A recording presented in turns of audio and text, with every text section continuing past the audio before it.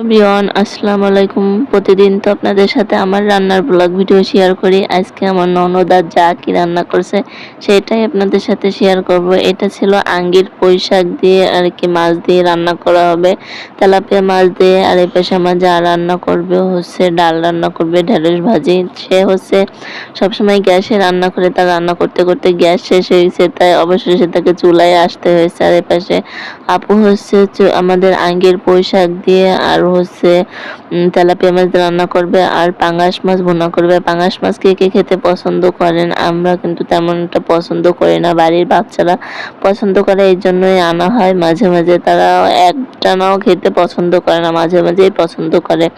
এই মাছটাকে হচ্ছে মশলা কষিয়ে সুন্দর করে ভুনা করা হবে। অনেকে দেখছি কাঁচা মশলা দিয়ে খায়, কিন্তু কাঁচা মশলা দিয়ে খেতে তেমন একটা ভালো লাগে না। আমরা হচ্ছে এই মাছটা ভেজে তারপর ভুনা করে খাই।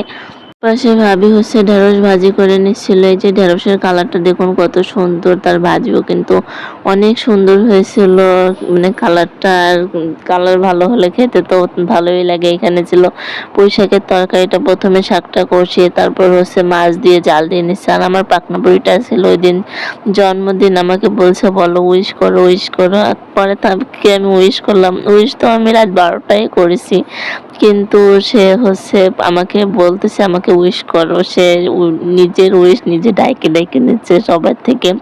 এখানে যে আপু তরকারিটা হয়ে গেল, ভাবিও প্রায় ভাজিটা শেষ করে ফেলছে। এরপরে ভাবি হচ্ছে চুলায় ডাল দিয়ে দেবে, আর আপু হচ্ছে পাঙ্গাস মাছ ভুনা করে নেবে। তরকারির কালারটা দেখুন কত সুন্দর হয়েছে। আপুর রাতের রান্না কিন্তু অনেক মজা, সে অনেক বছর ধরে রান্না করে আসছে, তো এই জন্য অনেকের হাতের রান্না মজা লাগে, আবার অনেকের হাতের রান্না মজা লাগে না, এটাই আর কি। এই যে ভাজিটাও করা হয়ে গেল, তরকারি হয়ে গেল, এবার হচ্ছে মাছ ভুনা করার পালা।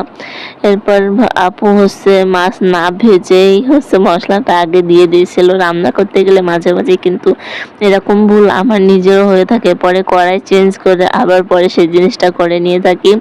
আপু এরকমটাই করেছিল। এখানে যে আগে মাথাটা দিয়ে দিল, সে হচ্ছে মাছটা ভাজছিল না, পরে কাঁচাই দিয়ে দিয়েছিল। আমার বাকনা বিটা আমাকে ডেকে নিয়ে গেছে, তুমি আসো আজকে আমার জন্মদিন, আমি রাস্তায় যে একটু ভিডিও করবো। এখানে যে আমাদের রান্না বান্না শেষ, মাছের রান্না শেষে একবারে ভিডিও নিয়েছিলাম তরকারি যখন ঘরে নিয়ে যাচ্ছিল।